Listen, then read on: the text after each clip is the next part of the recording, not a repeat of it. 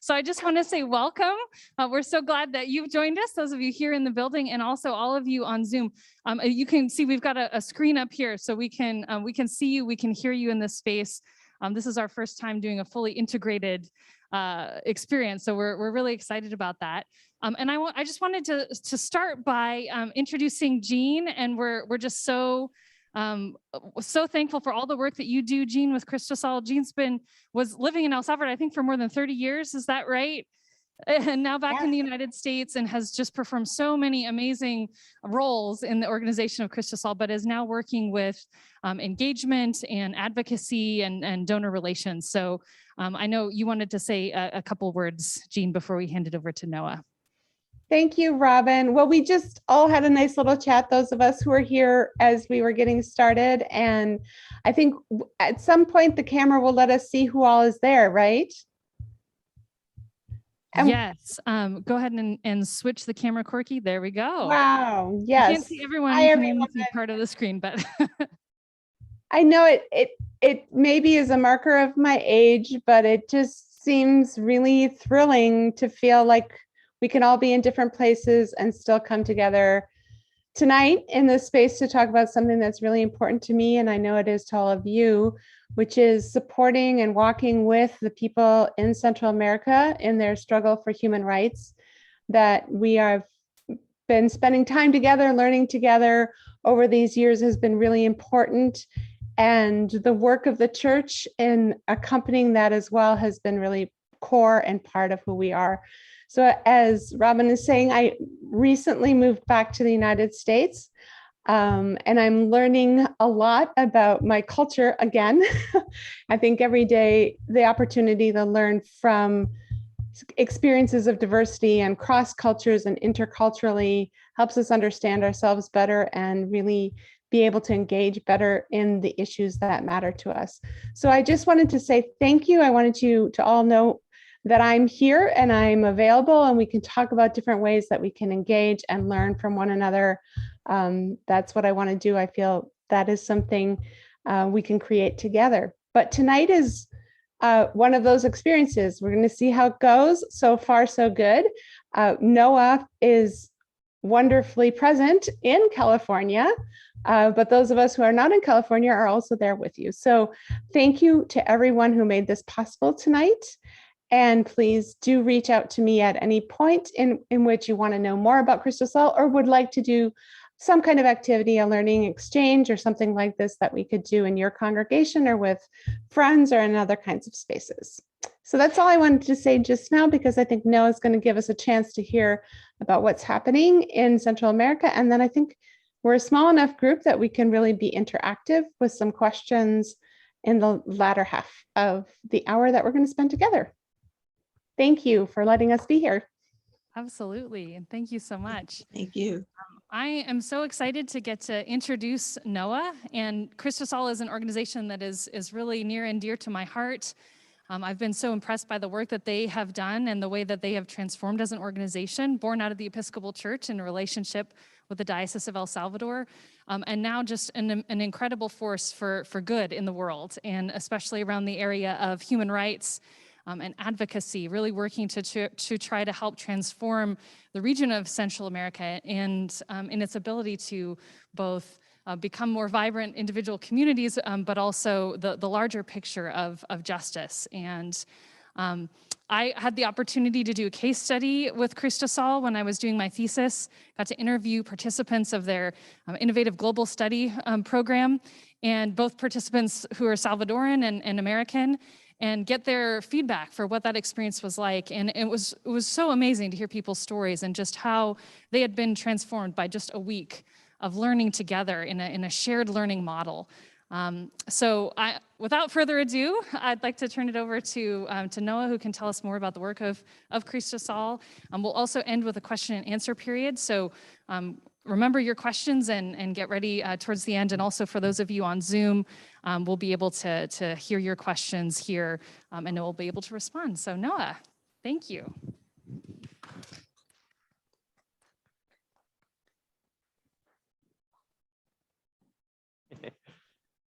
Good evening, everybody. Can you hear me okay?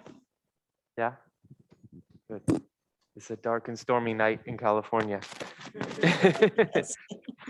So I'm trying not talk too long so nobody falls asleep. But I'm really grateful for you all for your interest and for coming out and staying after the service to hear about our work. And excited to share about it. It's been probably about 2 years since I've done a talk like this at a church. And obviously how much we've changed since 2 years ago. You can see in the technology and the hybrid nature and the masks that we're all wearing. So it's exciting even just to be in small groups again in the United States and talking in the church.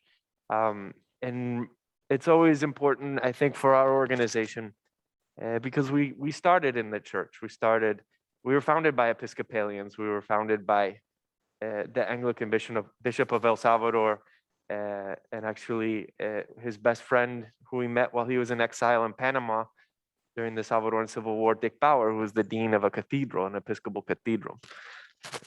So it's our origin. It's where we come from. And I know that you're in this series of speakers that you're all having here at St. Mary's is trying to help provoke thought and dialogue about what mission means, what outreach means, what it means for your particular parish to manifest itself in the world. So I want to speak to that a little bit, and then I want to talk about what is happening in Central America and what Cristosal does. I'm going to try and do that, like I said, without putting you to sleep on a dark and rainy night. I feel like, can you hear me okay? I feel like I'm not. But so I having said that, Robin in the introduction told you all that Cristosal is a human rights organization.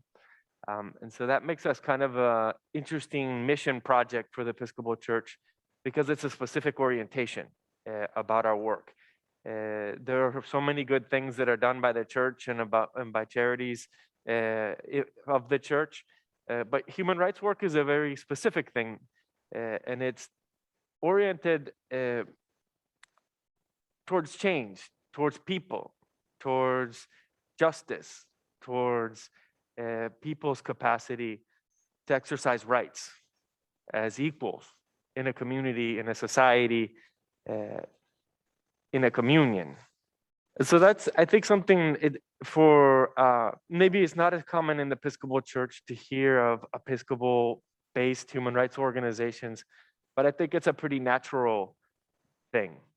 Because human rights, we have these really interesting parallels between church and the mission of the church and the creeds of the church. And some of those are, I think, easy to understand when we think about the act of imagining a world that ought to be. I think that's something that Christians are profoundly or should be profoundly concerned about. We look around the world and we have a reference point. In this case, in the church, the reference is the gospel. It's the lived experience of Jesus. And when we compare and contrast that world that we see around us with that reference, you see a lot of gaps. There are a lot of things that are left undone. There are a lot of things that are done that should not be done. And when we make that assessment, in some ways, that's the ways that Christian people assess the state of rights, how others are treated, how we treat each other, how we live together. In the language of the church, we talk about communion and covenant, agreements and pacts. In human rights world, we talk about international treaties and we talk about constitutions and we talk about laws. But at the end of the day, we're just talking about who we are as humans, who we are and who we have been as a people. What are our responsibilities to others?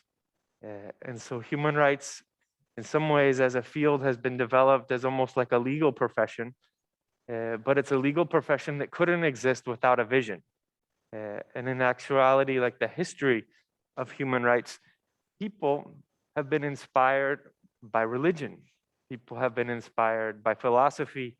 People have been inspired by a set of morality to look around at the world and dream or have a vision of a better world, of how it might be. And unfortunately, in our lived experience, more often we come short of those visions, those big ideas, than we do in reality to realize them. And just like every week in church, we come forward and we kind of confess those ways that we come short. In societies, we like to try and do that too, and that's also part of human rights work. To be able to be honest about the ways that we fail to live up to our highest ideals, our aspirations as a human family. Sometimes we do that in court. Sometimes we do that in alternative settings. But we also know that it's not possible to move forward towards a better world if we're not honest about how we've fallen short in our own lives or in the past. Those are some of the tenets of human rights work, and I wanted to draw those parallels with the Eucharist almost. Robin can help me with that a little bit more, but also the gospel and the Christian life. Human rights work is maybe not necessarily a linear work. For example, if we start a business or we go out to hope to open a soup kitchen or something very concrete like that, we can measure it by steps. How many people have we given soup to? Or in a business, what's the income? What's the profit margin? So Cristosal's experience, at least, and I think human rights experience, is that we work within historical cycles. I had a professor who talked about how most people who had a vision, a human rights vision, and did something to make that vision real, never saw the outcome of their actions in their own lifetimes. And how many people who dared to share a vision of a better world oftentimes suffered persecution as a consequence of it. Nonetheless, we think it's right to do, it's worth working on it or working towards, even if we never get to see the outcome. And that's also another deep parallel with Christian mission. We can't measure it necessarily in our lifetimes. We can't measure it necessarily in the cycle of the liturgy or a year. Nonetheless, it's worth doing because we think it's right, because our convictions tell us that we should. And that's something that sometimes is super frustrating. Because you take one step forward or two steps forward, and then it seems like the whole world takes 10 steps backwards. And I think that that's something that's similar, something that we're feeling right now in the world in a lot of different ways. The pandemic, global climate change. You all, I can't believe the last time I was here, there were green trees on the mountains around this valley. What do we do about it? What can we do about it?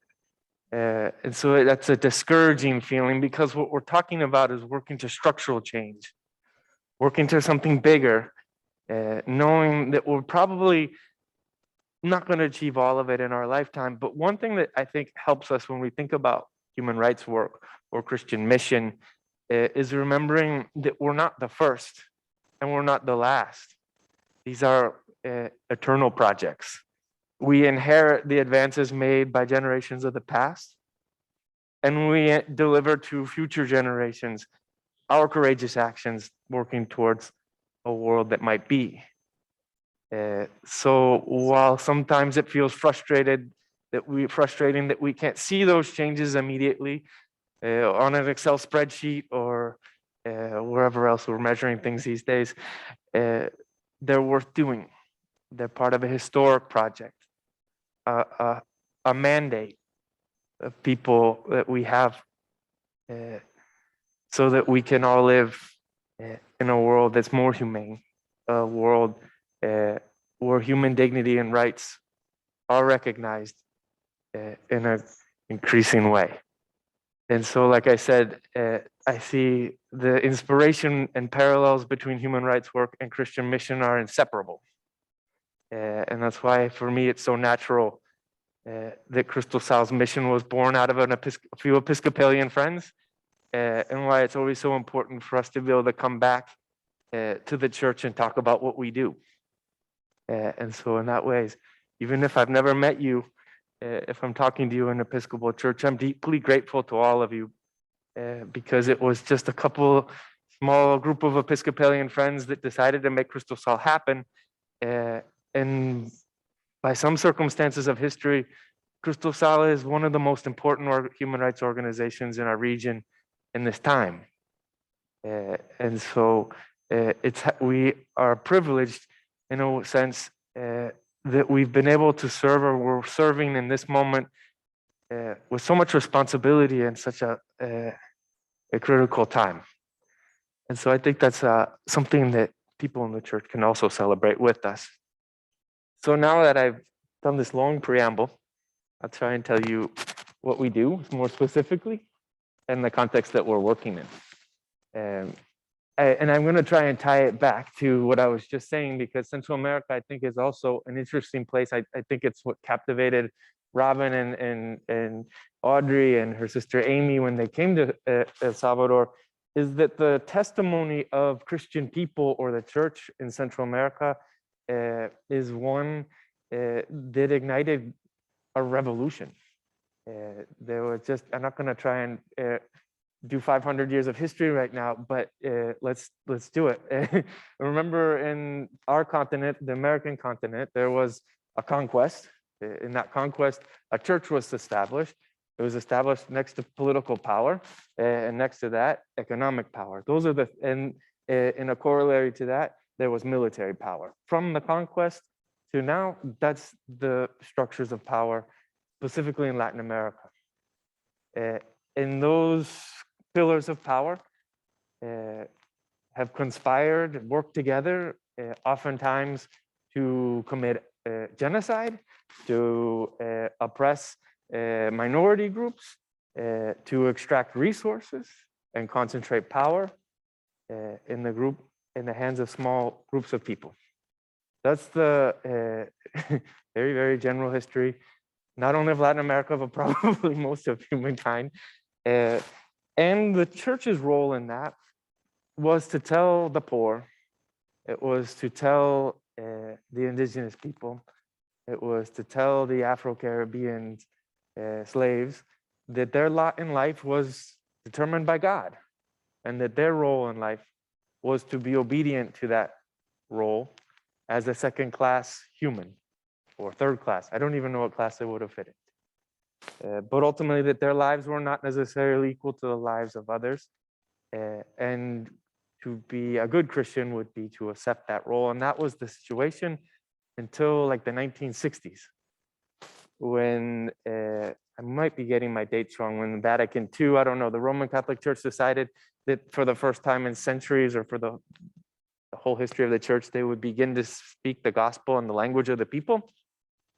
And all of a sudden, poor people, indigenous people, all types of people started hearing messages like, blessed are the poor, hearing language of justice that emerges out of the gospel, and started questioning what they were told was just Christian action. And it kind of flipped the whole thing on its head. And in El Salvador specifically, by the 1970s and 1980s, these ideas that people were deriving out of the gospel when they heard it for the first time in their own language was that just action was not to accept their lot in life, rather to look around at the world, compare it to the image of a better world that they find in the gospel, and to do something about it. And so from that, Christian-based communities were formed, student movements were formed, labor movements were formed. By 1980, they say in El Salvador, the most powerful political force on the ground were grassroots social movements. Not the military, not the church alone, not the oligarchs, the people saying we want change. The sad story happened after that is that that power that people had built was repressed by those more traditional groups by brutal force. And so that opens the era of the dirty wars in Central America. The hundreds of thousands of people disappeared. Some of the largest massacres perpetrated in modern times on the American continent. And the United States is deeply connected to this history because the United States government often was training, arming, funding these governments, these armies, perpetuating some of the worst atrocities since the conquest. So that's the history. There's a tension in that history, but there's also, I think, a legacy that the church can also feel very proud of. Even in the United States, church people to Central America were the ones who protested, who confronted the political groups, the government in the United States, and said, we don't want this to turn into a Vietnam.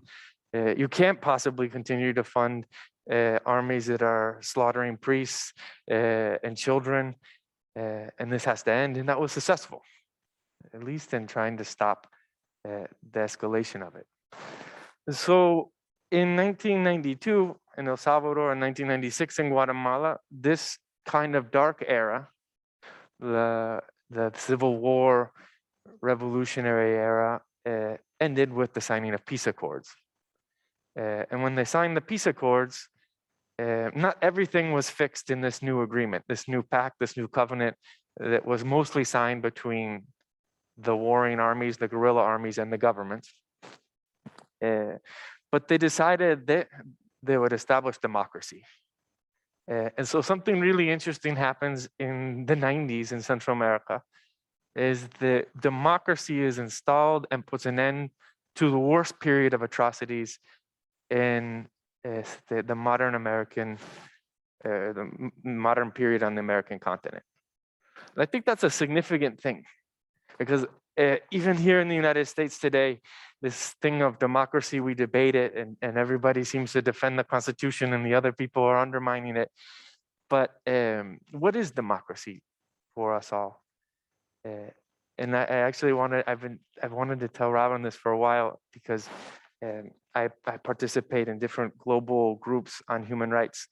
And I was in a group at the beginning of the pandemic when in Sudan, there were people protesting on the streets trying to bring down a dictatorship, a brutal dictatorship that also perpetrated genocide and things like that. And this guy made a comment in this group, and he said that my experience on the streets of Sudan is that in moments of revolution, there's an explosion of civic education. And I thought that, I think that's an interesting thing, because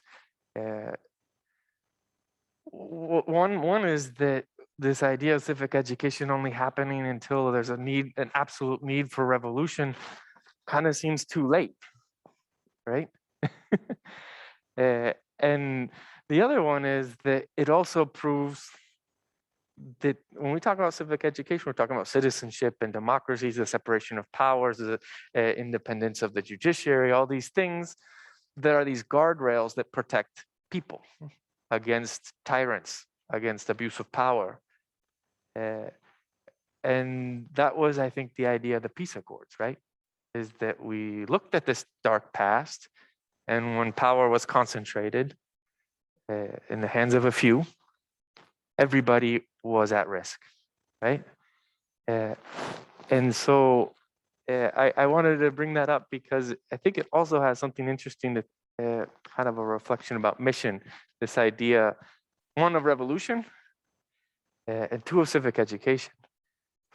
Because I think civic education sounds very basic, right? That's what they do in middle school. That's where we all learn about the Constitution and how a bill becomes a law. And it all feels very rudimentary until it's gone. And when it's gone, that's very frightening.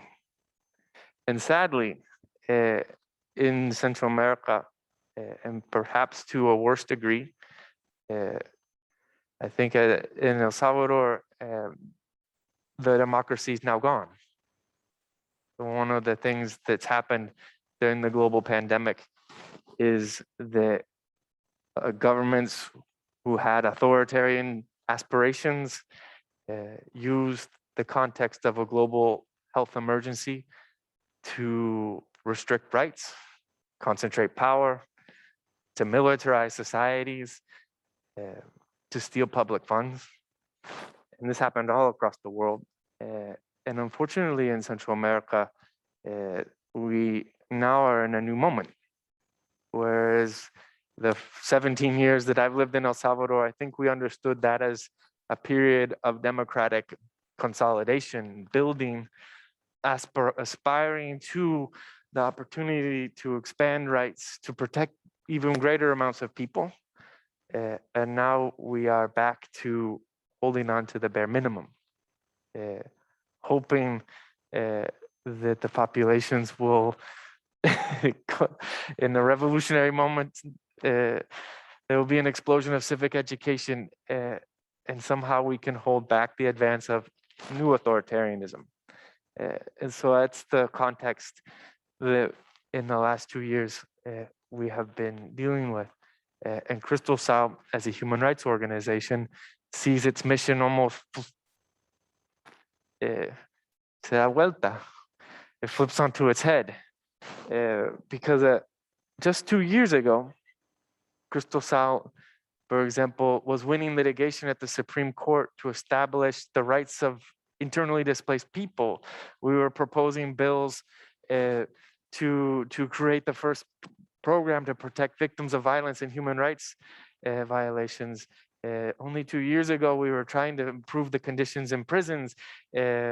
We 2 years ago still thought maybe we could win huge cases and get justice for the victims of war crimes and crimes against humanity from that dark period.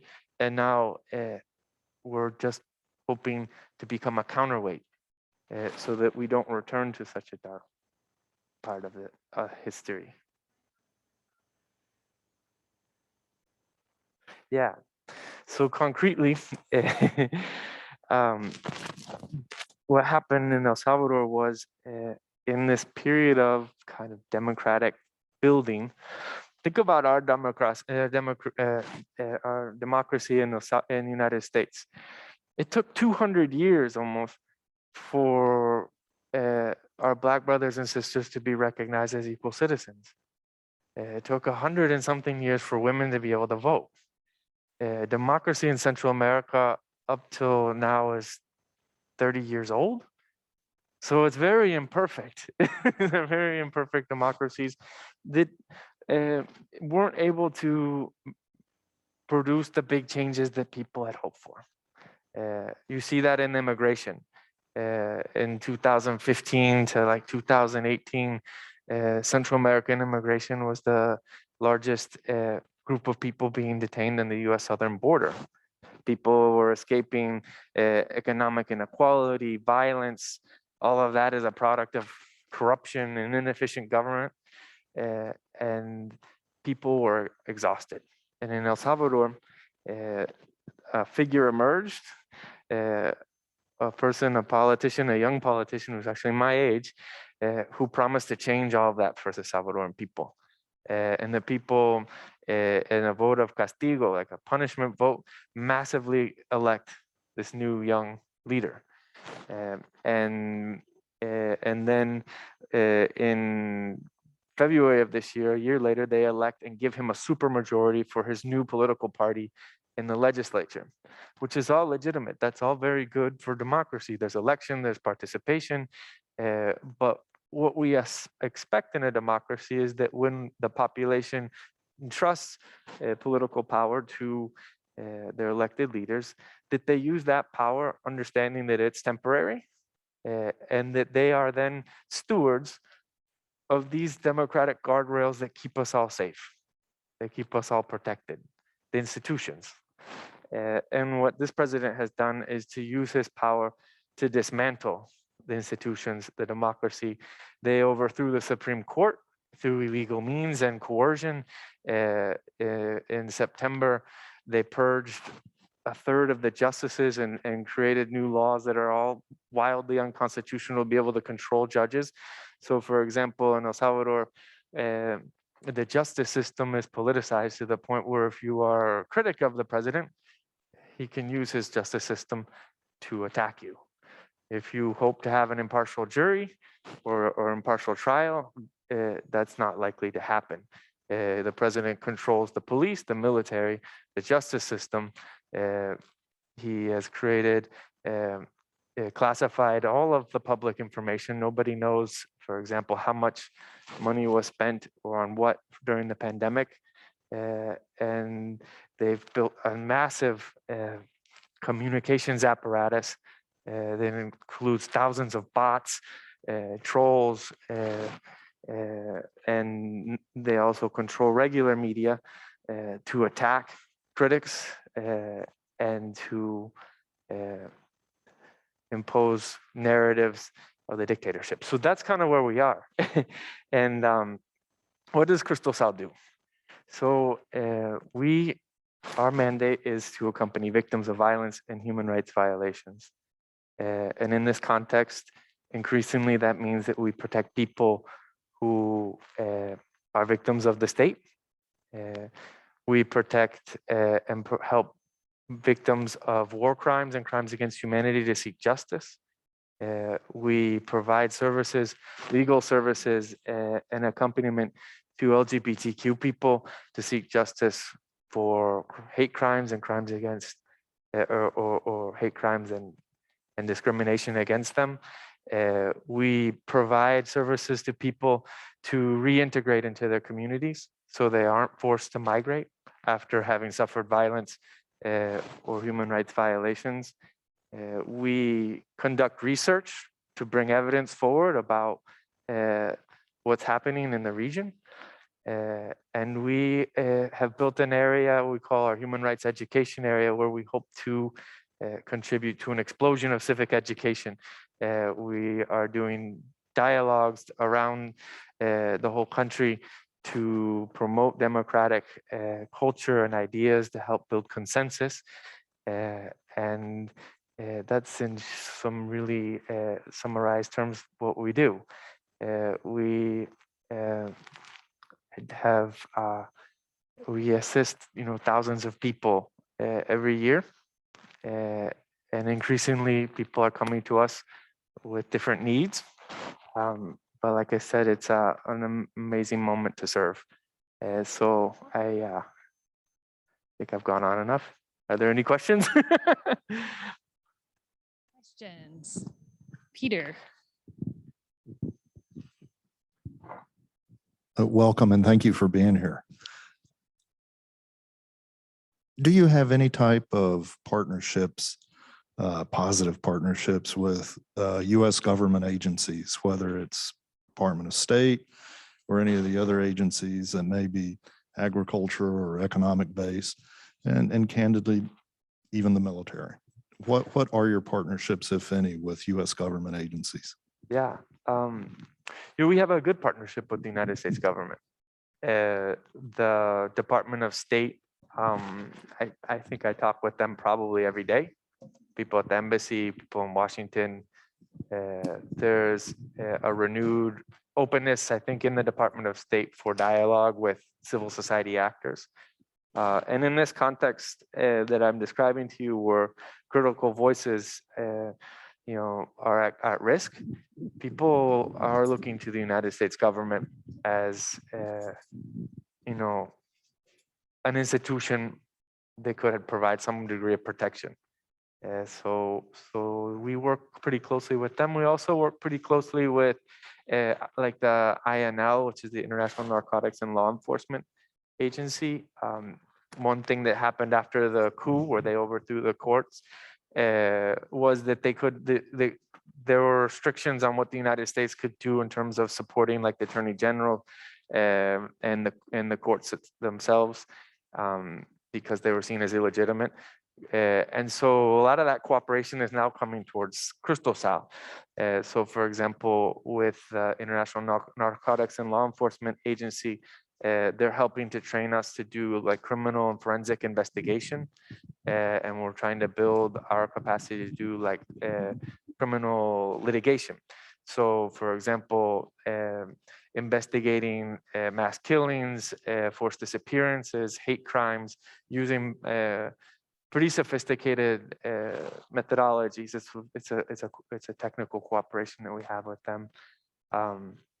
Yeah, the United States government right now is an ally. We are implementing a project with the USAID that is allowing us to create, build out our protection program in Honduras and Guatemala, El Salvador, where we are helping reintegrate people who are internally displaced by violence or natural disasters, or people who are returned back to the country after attempting to request asylum or protection abroad, but can't go back to their communities. So we, with the USAID project, are helping build reintegration options for people. So it's a pretty ambitious program that we have. We hope to be able to assist in the next 9 months, like 1,500 families in each country. So that's a tall task for us at this point. But we have a good relationship. I should mention that today the president of El Salvador was attacking the United States government. Juan Gonzalez, who was he is the national security advisor on Western Hemisphere for the Biden administration, said that the United States would like to will do everything possible so El Salvador doesn't become the next Venezuela. And the president responded saying something like, "We don't need your democracy. We don't need your democracy," he said in kind of a cheeky way that you should go back to Afghanistan or something like that. So there's not a very good relationship right now between the United States government and the Salvadoran government. Yeah, I was wondering, I have actually a two-part question, totally unrelated, well, sort of. I'm wondering how you move forward in advocating for human rights and supporting victims while the government is impeding what you're doing now. Mm-hmm. And my second question is, what can a small parish here in the United States in Napa, California, do to support your work? Is it completely, I'm assuming it's just monetary, but maybe you could answer those questions. Yeah. So it's a really good, the first part's a really good question. The other one is also a really good question. Because like I said, the nature of the work flips on its head when there's no reasonable expectation to be able to advocate for change in the government or the legislature or to access justice. And so all of that work has to be rethought. And our thinking on it is a little bit like this. And this isn't new. It's not the first dictatorship to emerge, and we're not the first human rights organizations have to try and work in that context. So we think of it like this. I actually, have you heard that phrase where if a tree falls in the woods and nobody sees it and nobody hears it? Well, if we say that there's a dictatorship in Central America and nobody sees it and nobody hears it, does it exist? So we have to challenge the system. We have to work with victims, accompany them, provide them protection, assistance, support, a reasonable expectation that they won't suffer worse consequences for challenging the system. And so we present, litigation to the courts on human rights issues in corruption cases almost every day. We're aware that a lot of the work that we're doing is not litigated in the courts itself, but in public opinion. So building strong cases to demonstrate how the regime is violating rights or stealing public funds, and litigating it in the court of public opinion, and also using the international inter-American human rights system. Those things are slow. It takes like 10 years to get the court to do anything, but we present the cases and we present every single case that we can. As a bizarre thing, Cristosal, we represent right now about 70 former judges who were illegally deposed at the Inter-American Human Rights Court. We represent like 65 former prosecutors on a similar case. We're right now representing 700 Salvadorans whose identity was stolen through the Bitcoin. I don't know if you heard about that, the Bitcoin application. So it's this time where we're in some ways reacting or responding to an increasingly diverse amount of grievances affected populations. And I think that our role is to empower people to not be quiet, to not silently accept as their freedoms disappear. And I also think that's that has been one of the most effective things. I think people see Cristosal in that way. Someone told me, it's funny when you interview people for jobs and you ask them, why do you want to work here? I thought nobody would want to work at Cristosal anymore because it would mean assuming a lot of risk or potentially, losing your job when the government comes and shuts us all down. But every time we put a job application out, we get hundreds of people that want to be at Cristosal. And last week I was interviewing people and they said, I asked that question, like, why do you want to be here? And this woman said to me, because Cristosal embodies and the sense of like, I want to be there, right? I think that's what we do. We have to demonstrate the truth. We have to insist on justice, and we have to build solidarity. And we have to help people feel like there is a possibility, even in a dark time, we keep a light on, right? And so, one of the good news is of all that, one of the things that it would be arrogant to say that we're the only ones, but I know that we contributed to the emergence of a new social movement. And in the last month, there have been, for the first time in like 30 years, mass protests in El Salvador. And the protests have been this strange mixture of people from like feminist LGBT community to veterans and former magistrates and judges and everybody in between in this just the unbelievable testimony of tolerance and diversity. When you walk on the streets in a protest, one of the principal figures who leads the protest is called Lady Drag. It's a drag queen. Who would have thought like mass protests in El Salvador would be led by a drag queen? And that behind the drag queen, you would have like Christians and you have magistrates and like that's the hope, that you see in there, that hope, that vision for a tolerant, peaceful, diverse society. It's there in all the people. And what we have to do is embody, to provide body. I think that's also a parallel with mission.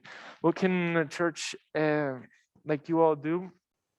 I'll tell you what you all do is that financially, a third of our income comes from small gifts. People who are monthly donors, groups of people in a parish that give small annual gifts or small to medium annual gifts, and all of that kind of group of people, we call that our grassroots support base. That financially for us is what gives us independence, stability as a human rights organization to do what's unpopular at first, to do what's right, to try new things. So that financial piece, it seems small when maybe you individually or collectively as a parish don't feel like you can do a lot, but you're part of a human rights movement that supports Cristosal, that supports human rights in Central America, and it means a lot to us. We also value in that group, that grassroots kind of organization that we have up here, people who are also participating in advocacy. So, for example, people who write to their congressman, people who speak and share our story with others, all those things help keep us safe. They also help keep Central America and human rights in the minds and hearts of the people who represent us in government, right? So we have a group of people who work as advocates. We also hope soon that we can receive you back in Central America. We have education programs we call the Global School, where we facilitate exchanges between Salvadorans and Central Americans and people from the United States on different topics. For right now, we have a small offering of online kind of exchange stuff that you can be involved in. So those are some of the ways that as a parish, you can be part of the Cristosal family. Yeah. Noah, can I say something? Okay. Oh my gosh, thank you. Hey, I think I introduced myself to everyone, but my name is Audrey Denny. I'm Robin's sister, and I am in the camera now. And I'm a member of the board of Cristosal. I had the opportunity to live and volunteer for Cristosal in El Salvador in the 07-08 timeframe. And as we're wrapping up our time here, Robin's gonna close us in prayer here in a moment, but I wanted to take just a second and tell you what being a supporter of Cristosal means for me in terms of my faith and my personal attempt to embody the love of the Holy Spirit. And for me, when we talk about the mission of Cristosal, what it always comes back to is my very, very core belief that every single human is inherently equal in worth and rights and dignity, right? And I know that from my human rights training, right? But for me, more importantly, that comes from my knowledge that every single human being is a beautiful child of God, right? And for me, living that out, embodying that belief in the world is this fight for justice. And what was your name? Wendy. Wendy, your question really struck me in terms of what can we do? Because I don't know about you, but every single day of the last 2 years, I've woken up and it's just the weight of the world has just been heavier and heavier and heavier. And I'm struggling, I'm reaching to find little things that I can do that I know tangibly make the world a better place. And being able to financially support Cristosal, but also send the solidarity and the love and the knowledge and the advocacy to that social movement, to that fight for justice, is the singular thing that makes me feel like I am living into my faith every day.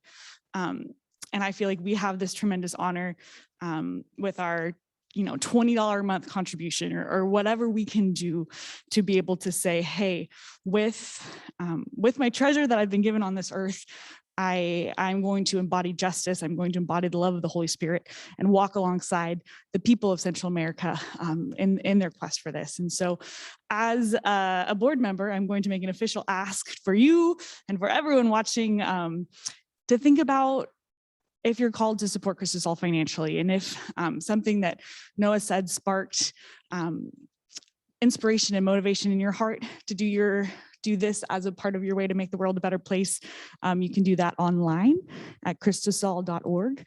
And you can also mail in a check if that would be easier for you. But please do think about that because it is really important. And Robin, thank you so much for letting us come and be part of your space tonight. And I'm going to hand it back over. Thank you, Audrey. And thank you, Noah, so much for just everything that you've said. I enjoy listening to you all the time. I've been to lectures that Noah's given in El Salvador, and I always learn something. I was just struck as I was listening to you about how Jesus lived in an incredible situation of injustice and an incredibly oppressive government. And that he worked in the midst of that, even though it seemed like there was no hope, that Rome would never be overthrown and that people would continue to be crucified day in and day out. And he helped people in the midst of that to see their worth and to see who they were as people and to lift up their heads and to force those who were in positions of power to recognize their humanity. He did that again and again and again throughout the Gospels in ways that were so profound. And you all at Cristosal carry on that work in incredibly difficult circumstances. And it's just an honor to hear from you today, and also to have had the opportunity to support you at St. Mary's and to continue to be connected to the work that you're doing and to hold you in prayer for what is frankly very dangerous work that you and your staff carry on. And we're so grateful to be a part of that. So thank you. And we'll close in prayer. And if those of you who are here want to chat for a few minutes afterwards, we'll end the Zoom feed. The Lord be with you. Let us pray. God, we thank you so much for your presence and for your justice and mercy, which inspire and guide and direct us. We pray for your presence on Noah, on all the staff at Cristosal, and all the people of goodwill throughout Central America who are working for human rights and love and justice and mercy. And we pray that you would strengthen and guide them in their work, that you would surround them with your hope, that you would make clear the path before them, that they would feel themselves traveling in the wake of angels. We pray your blessing upon them in this work, and we thank you for the inspiration that we have in the opportunities to support it, and for the way in which you call us each every single day to be agents of your love in this world, in all of our spheres of influence and relationships. We ask your blessing this day in the name of the Father and the Son and the Holy Spirit. Amen. Thank you. Thank you.